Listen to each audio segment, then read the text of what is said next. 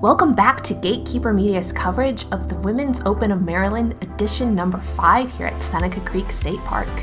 Special thank you to BlueChip Technologies, who's our presenting sponsor, as well as Discraft and Upper Park for their contributions, as well as our Patreon supporters. Yes, we're very grateful to them for bringing this Gatekeeper coverage to you. I'm Michelle Frazer, and I'm joined here by Emily Dale. And we are here on the back 10 of the final round of the Women's Open of Maryland. So we've all played 50 holes at this point, and we have 10 holes to go. This is your lead card. I have a 3-stroke lead over Rose, who is close at my heels. And you can see there's a couple members who are not on the lead card there close as well. Michelle Gallagher and Jessica Beckett, they're at 6 down. Yeah, we have some movement on that leaderboard as we head into this final round. So a lot still on the line here. And if you saw the front 10, you'll know that all these holes at Seneca Creek, there's trees. So you can always get in trouble, get a big score, but a lot of them are birdieable as well. So hole 11 here, it's a 359-foot par 4. So this played actually as the easiest hole of this round, with it being a par 4. You can see a little bit of trouble there on each side, but if you can hit that center gap, should make for a pretty easy birdie. Yeah, the last time this tournament took place in 2020, edition number 4 of the tournament, we were playing from the short tee and we could reach the green, but now it is a lot harder hole from that long tee. And it looks like you pulled it a little bit to that right-hand side. I just threw a horrible shot. I have no excuse for that. That didn't hit a tree. There wasn't wind. It was just a really bad job. And that is followed up by a perfect shot, center cut fairway. Exactly where you want to be on this hole. Cass is coming a little high, which brings those tree branches into danger with those Twizzlers up there, but she gets through safe. And she has enough distance that she'll be able to have a reasonable up and down shot. You can see you have a look at that basket here, but you hit a very nice gap to get there. That was such a tight gap. I was very scared. Whereas Rose is able to do just a standstill upshot. She trickled down the back side there, though. This green gets a little bit steep on the back end of it, so you definitely want to stay on that forward side. You see almost a soft bid here. Nice little layup gets her for that easy birdie. A nice easy layup by Lori there as well, not bringing the slope into play whatsoever on this green. And the slope was no problem there for Rose. She makes good on her birdie.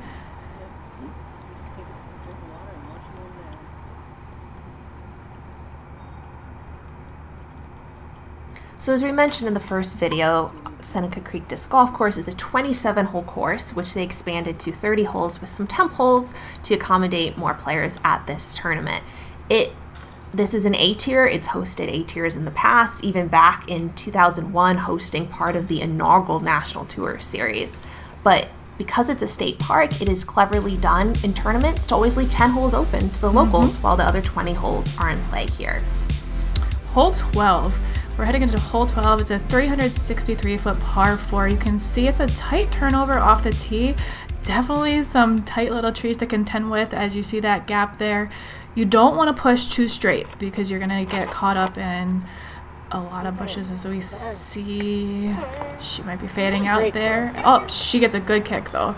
Yeah, on this back 10, this is probably the most technical hole we play. The other loops feature some interesting holes along the creek with lots of out of bounds, but this is just a lot of trees. And you demonstrate one of those trees to hit early, but you kick off to that left-hand side. Hopefully you have a gap down into the pin. Yeah, I was taking a very aggressive route intentionally with a long anhyzer there and just played it too wide. And you see Lori taking a standstill here off the tee, which is a smart play, I think, because with that tight gap off the tee, it allows you to focus a little bit more and hit a line, which she does. More often than not, the good players are playing more of a mid-back off shot to sort of that landing point to have a shot at the basket from there. Cass went full power to good effect. I went to detrimental effect and am now pitching out to where everyone else was trying to land. But with this being a par 4, you definitely still have that ability to save your par from even where you put that placement shot. Correct, but I'm literally lying where everyone else is lying. Never a great feeling.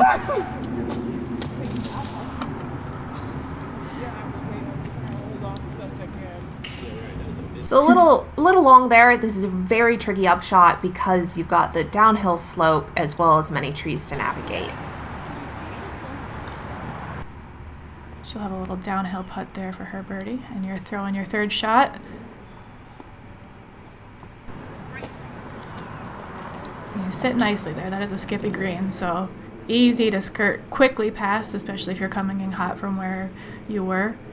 You can see some of those gnats we mentioned earlier. Some bugs came into play here, especially when you're trying to focus. If you ever get hungry, they were a good snack. A little protein.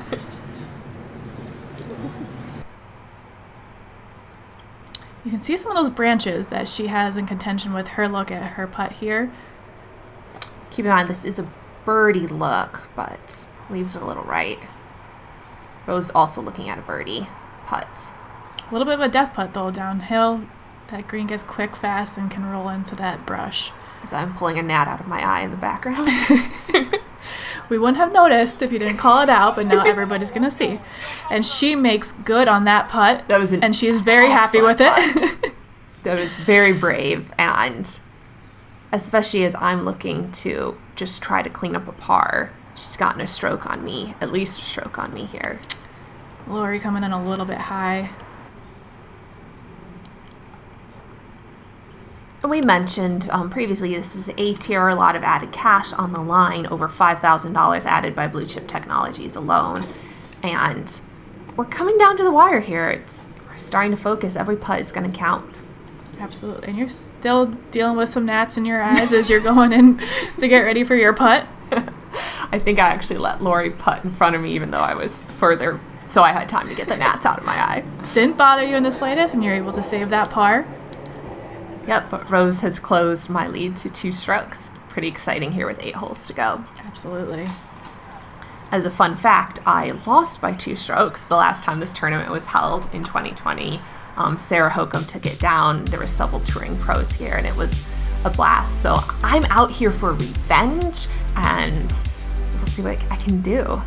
This is a relatively soft par 4 up the hill, only 350 feet, but again, pretty technical.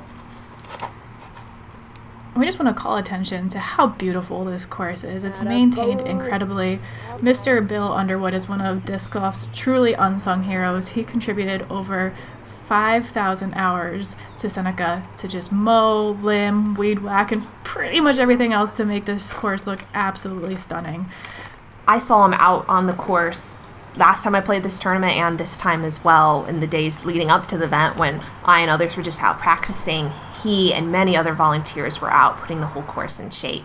And even the fine details of making sure we have circles around the basket, everything is marked. But the manicure, all the weed whacking that was going on Thursday and Friday when we were out there. Absolutely. So much work. So whoever the Mr. Bill is in your area, make sure you thank those unsung heroes that keep your courses looking in tip-top shape, because it's definitely worth it and doesn't always get the acknowledgement that it deserves. And if you're on the East Coast or find yourself out near Maryland, come check out Seneca Creek and enjoy the fruits of that really hard labor. And we see a beautiful shot here for Cassandra sneaking through, and that gives her a pretty easy look for eagle, maybe? So Cassandra and Rose have the greater distance on this card, and a lot of times they're having to back off to, hit their lines and lay up to spots they want. But when they let it out, like you saw in that shot, they have a lot of power. And hard to see from the angle of the camera, but you had a very low ceiling for that approach. Correct. That was one of those awkward kind of squatting under a tree branch shots I was mentioning earlier, and I do not execute it well. I leave it significantly short. Rose is able to do more of a kneeling jump putt. I don't know if that's even a thing, to get it closer. And that was a bid for eagle right there. So yes, absolutely incredible. It'll be easy birdie though. This is my putt to save birdie, which is a weird thing to say except when I was sitting pretty after my drive. Did not commit on that one. No, you looked a little tentative on it. You can see everybody swatting. Were the gnats any in your head at all? Or I don't think so. I think I just didn't fully commit to that putt. I was feeling a little ashamed still of that upshot. And I got to just tip for everyone out there. You got to move on from the shot before, line up to your putt with intent. Intent is the word Matt LaCour has always taught me to focus on when I'm putting. Whether for you that's fully extending your hand toward the basket or making your brain focus on that chain you're trying to hit. Just fully committed to that putt. And sometimes that involves intent moving past the nets. But everyone else here is getting birdies, it looks like, and I'll be tapping out for a par.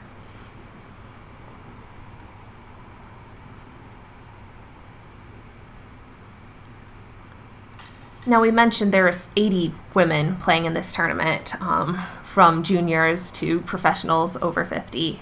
And the pros and the advanced players are playing the layout that you've seen here on the video coverage. There was a slightly shorter layout designed for the novice, intermediate, and junior players. So a lot of thought went into this tournament to make it challenging and fun for all involved. So hole 14, it's a 431-foot par 4. I really enjoyed this hole. It's a super technical tee shot. It's a very specific turnover or forehand angle. You can see the low ceiling as you head in with a tight gap off the tee, which Rose finds. Right. The ceiling is very tricky, and we're playing the long pad this year, and this is a tricky hole. It's a tricky tee shot, and Lioi just finesses it there. She gets down pretty far in the fairway. But wow, if she'd had that a foot higher, it could have gone Absolutely all the way, but it's still an excellent shot. And Cass tried to sneak by the tree, but it looks like she hit and got off. It's dangerous on that left-hand side. You can see if you're on the fairway, you have a great line, and you threw an excellent shot here. I threw it wider than normal because that tree was suddenly in my head because everyone was hitting it. And you got way down there. I did, though I'm hugging the right side of the fairway, and there is a gap there, but it's a very narrow gap. You might have saw in the drone footage a lot of leaves on the ground. The drone footage was from when this was last played in the fall. And this hole is a lot easier in the spring simply because you don't lose your disc in the leaves. I feel like I know every square inch of this hole from looking for discs last time we played. That is fair. I think was that a roller? Oh, it rolled all the way to the right of the pin. But that was a great shot from where she Oh, was. so much distance on that fairway. And that was a nice little touch-up shot there.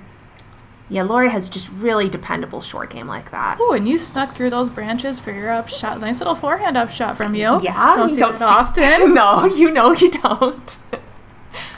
But yeah, the right side of the fairway there's a gap, but it's a tight gap. But you have more ceiling to work with, unlike Rose, who had to throw it very low there.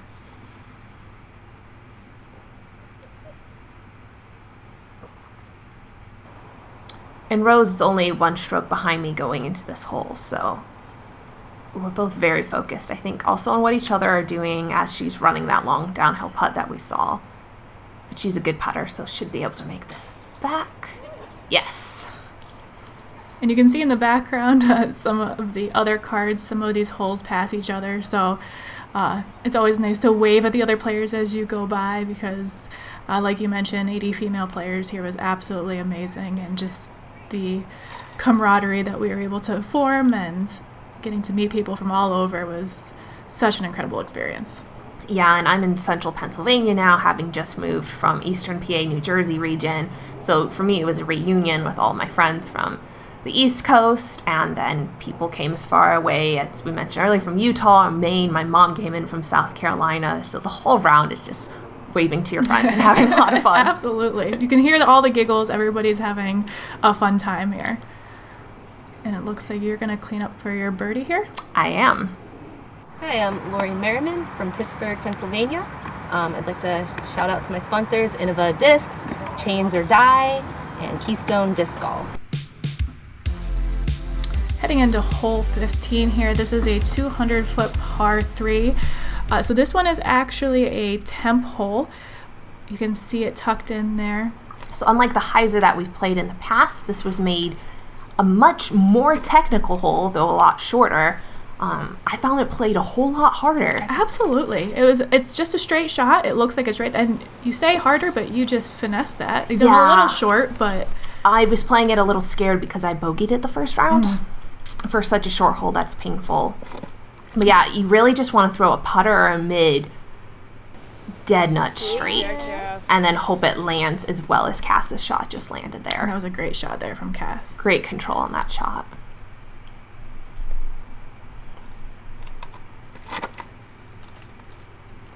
And this is looking like it's shaping up well from Rose as well, getting all the way up there. So we all sort of hit the line, just some of us left it quite a bit short, which is a bit of a death putt. It's hard to tell on the video angle, but this angle you can see what I'm looking at there. There's a steep drop off behind this basket and not a lot to catch it. Would you run that putt, Emily? Absolutely. Especially where you're sitting at this point in the tournament, you just want to be able to collect those birdies where you can. But you did get a very safe bid with your putt so that it wasn't going to have any risk of rolling away. So you saw me munching on some food while I was putting. Not sure if that's a good idea, but just want to point out one of the many amenities at this tournament was ample snacks. Lots of snacks. Very fun. Once again, TDs, take notes. We had lots of porta potties and snacks, and that made all the players happy.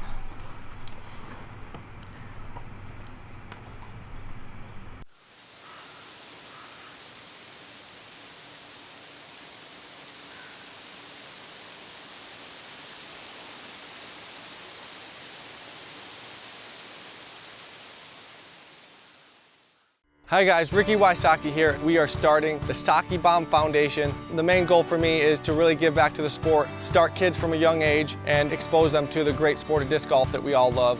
We got a website going, sakibombfoundation.org. There's lots of different things you can do on the website. I've heard the older generation of disc golfers saying, I wish I would have started disc golf when I was younger, and now I'm able to start these kids off at a young age through my foundation. It really means a lot to me, and it means a lot for the sport. To donate and go to the website, sakibombfoundation.org. All right, hole 16. So you can see this one is a temp hole.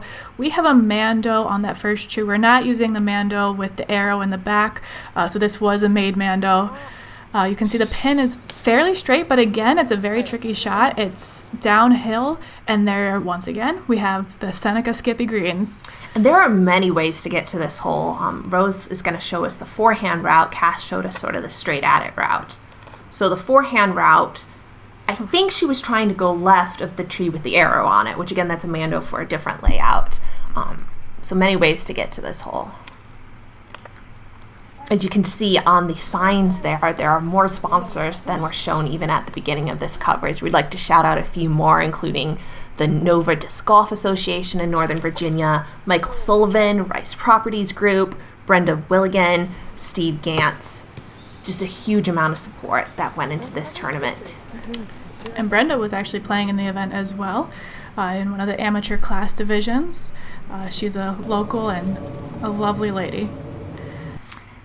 Yeah, actually, fun story about Brenda. The last time this tournament was held, she only at the last minute was available to play the tournament and didn't get in off the wait list. And she was out there spotting and cheering the rest of us all the whole weekend. Great personality. Love that support. And that was a great putt from Lori. She had all the confidence in the world, because if you're going long there's a pretty steep hill behind there that's covered in dirt, so you're rolling. Yeah, the long putt you saw me run was pretty safe because I had flat from the angle I was going at. But great putt by Lori, saying, no, Rose, you don't get to be the only one to challenge Michelle for the lead. I'm in it too. We have a pretty tight race here. Right, and what you don't see on the card is a couple ladies from the second card as well who I think are around Lori's score at this point. Absolutely, and there's a lot that can happen with the last couple holes that we have here.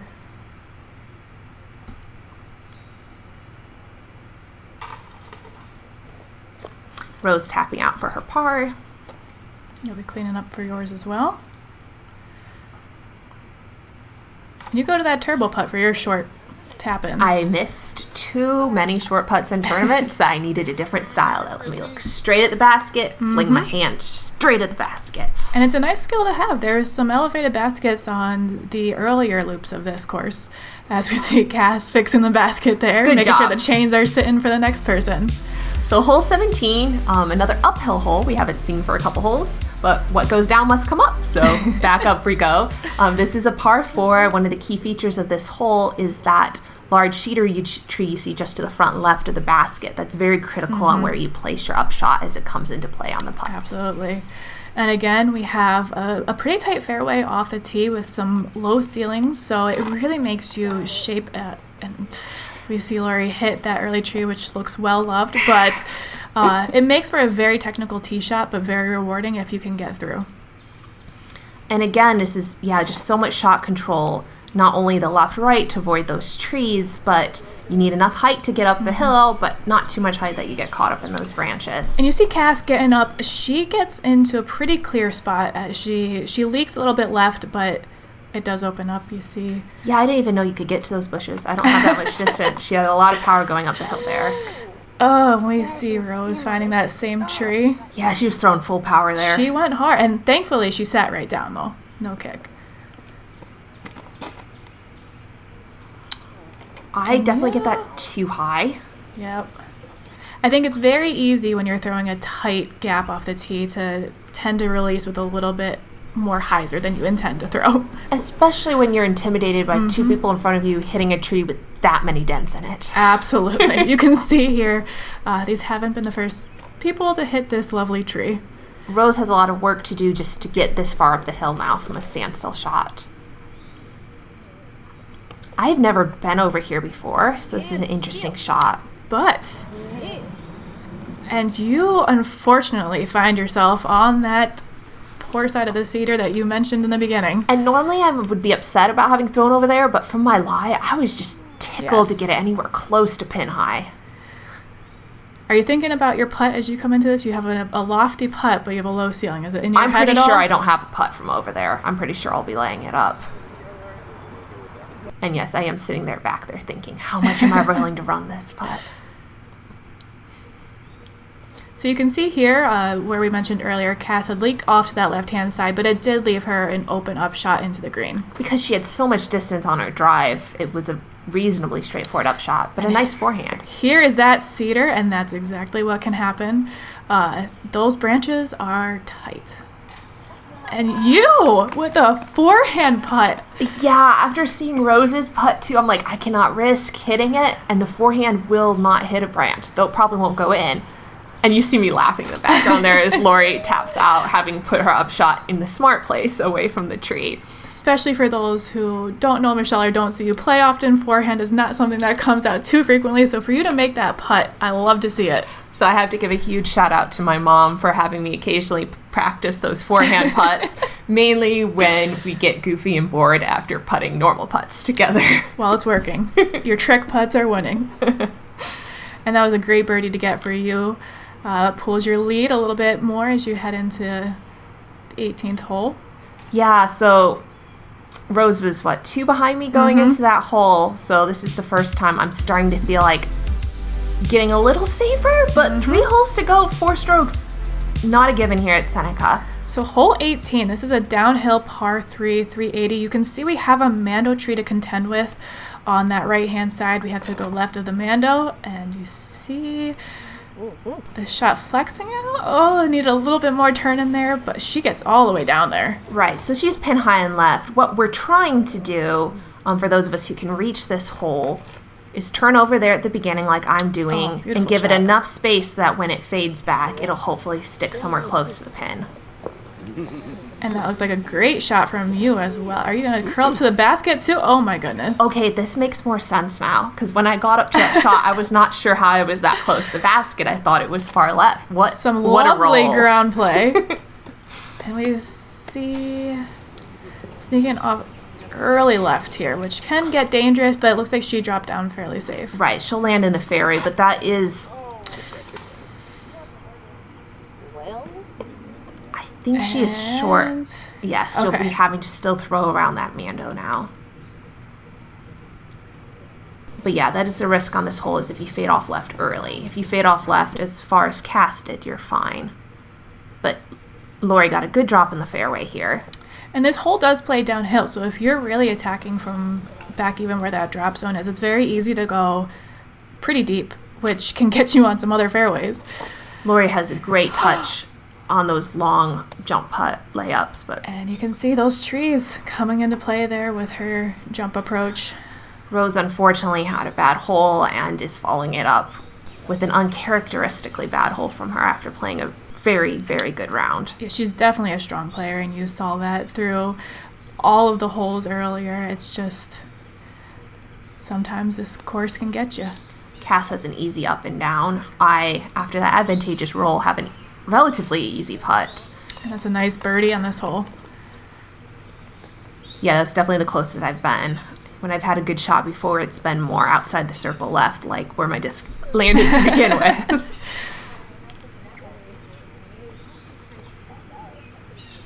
And I will say that despite that very unfortunate hole, Rose had a stellar attitude through it all, and we were still having a blast as a group at this point. Love seeing that teamwork and just positive outlook. It just makes so much enjoyable rounds. Because now we actually have a really tight race here for second between Rose and Lori, as well as others on the second card, as we go into our penultimate hole. This is hole 19. It is a par 3, 300 feet. It goes down and up. I think there's a little bit of net overall gain. You can see we went to a little bit behind where that drone footage was. And you sneak off a little bit there to that left. Oh, yep, you can see this hole.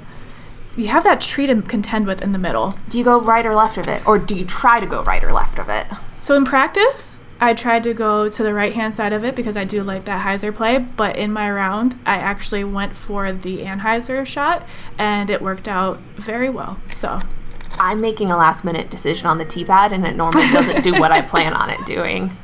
Lori bringing that tree completely out of play, gets a little distance cut off by the cedar tree, but should have a straightforward up and down from there. This is one of those holes that you can try to aim, but that tree seems to suck people in. But you guys are making it look easy.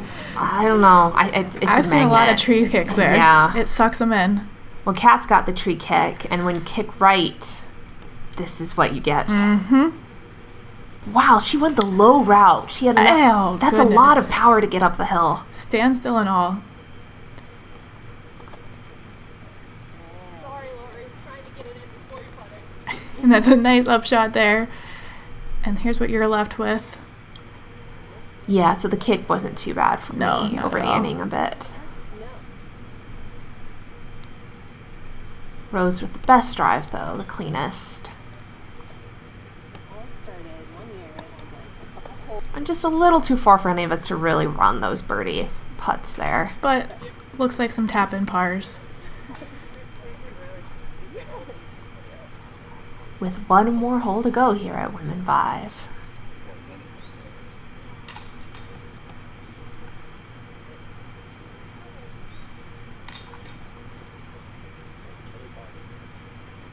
So heading into this final hole, you have a pretty strong lead. Are you feeling excited to potentially reclaim your win that you...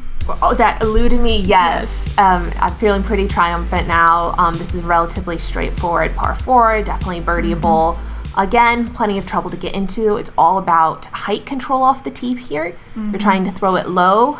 As you can see through those trees, I flirt with them a little and get unlucky. One of the common outcomes. At least you didn't get stuck in the tree. These are very grabby cedars. Yeah, I want to revise that comment. I wouldn't say unlucky. The first round I got lucky to get through. This time I got what I deserved. Cass, with a little more power, fights through that a bit more. And you can see the stick there. There are some very nice large poles out on the course that even have markings for back when the 2-meter rule used to be in play. To help you get your disc out of the tree and measure it. And that was a beautiful shot off the tee from Lori. Yeah, Lori, after having a rougher start to this round, has really played consistent here at the end and seems determined to take home second place. And Rose finds those trees as well. Nice ball. And this is another one of those holes that was marked so well, so the pro and advanced players were going to a different pin than the other amateur players, so you can see how well it's marked. So just a shout out to our tournament directors for doing such a fantastic job with marking and making this event the success that it was. And you see me throw my hands up in the air like, who cares? I just need a par on this hole. It was an awkward stance. Whereas Rose, you saw, gave herself a long putt for a birdie, and Cass, that's great so much shot. power in that upshot. And once again, that standstill power is impressive. And Lori with that great drive, just floating this all the way up there for a tap-in birdie. Textbook. You get a little bit nervous there, but nothing to be concerned about. I don't know if I thought that was going to fly by or hit a tree. Oh, It'll nice be an easy bid. par cleanup for you. And you can just see how beautiful this course is. It was one of those ones that just makes you stop and take in everything. We had some spectators that last round. There was a dad and 2 of his girls who are new to the sport. They were really sweet, cheering us on the whole round, brought their little bags out with them, had me sign their discs afterwards. It was very fun. I mean, that was the age I was when I started playing. Absolutely incredible. So we see here a couple birdies from Cass and Lioi as they're tapping out, and Rose tapped out for a par. And you switch there for... Yep, a little nervous. So I'm tapping out for a par, which will give me a 5-stroke lead to finish over Lioi, but as you saw through the coverage, it was much tighter than that before those last couple holes. So you coming in, you were able to redeem it. You finished with a very respectable -7 on this round, -17 overall. Great job to all the players. You can see we had a pretty tight race there for second and third. My Millennium teammate, Jessica Beckett, jumped off the second card to tie for third, and all of us that you saw there received ample cash thanks to all of our sponsors, especially BlueChip Technologies, for donating over $5,000 to the Pro Purse. So thank you guys for joining us for the tournament coverage of the Women's Open of Maryland. And thanks to Gatekeeper's Patreon supporters, you can see here, for supporting this coverage. Please like, share, subscribe, become a Patreon supporter if you want to see more coverage like this. Thanks to Andrew Fish and Ali Stone for running this tournament, for Gatekeeper Media for the coverage. For Emily Dale, I'm Michelle Frazer. Thank you for watching.